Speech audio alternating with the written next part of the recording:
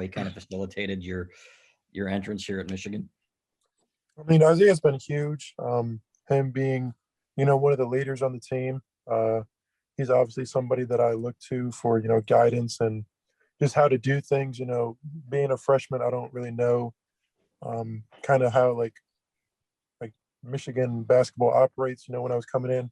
And so I would just try to, emulate and kind of just copy everything he would do. And, I think he's been really good, not just for me, but for the other freshmen, as a leader and somebody that, you can come to if you need help with something.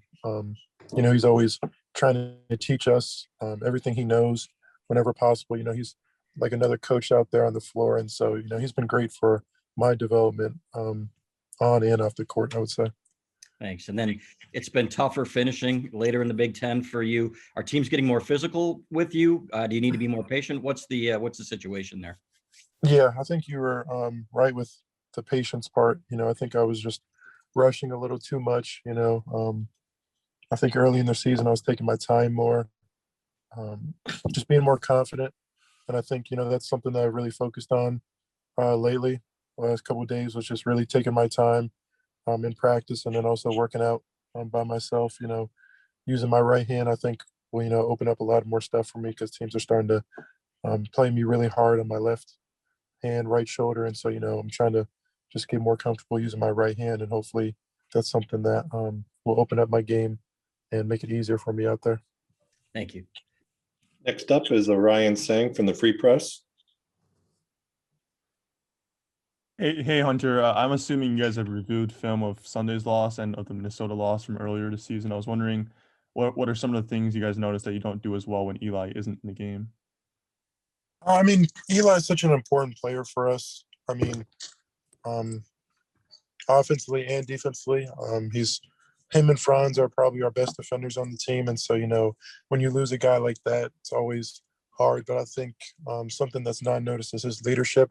And, that's really in the Michigan State game when he wasn't on the bench with us for most of the game, talking to us, that's something that we really missed. He's a great leader, great competitor.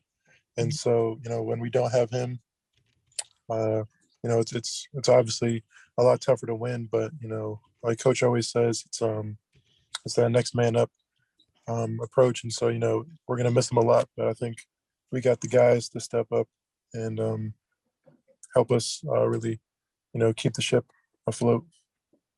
When you say you're going to miss him a lot, do you mean like you don't think he'll be back for this weekend, or what does that mean exactly? Just, however long he's out. I miss him right now, not being with him. But, in practice and stuff like that, him being on the sideline yesterday, it was obviously different.